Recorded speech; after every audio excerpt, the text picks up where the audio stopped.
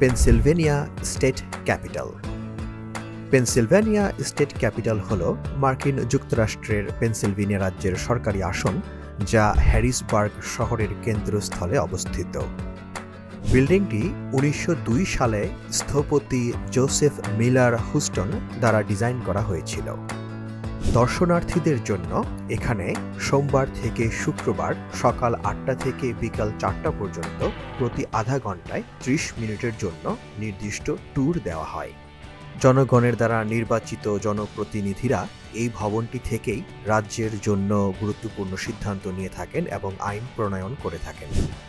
এটি রাজ্যের গভর্নর এবং লেফটেন্যান্ট গভর্নরেরও অফিস।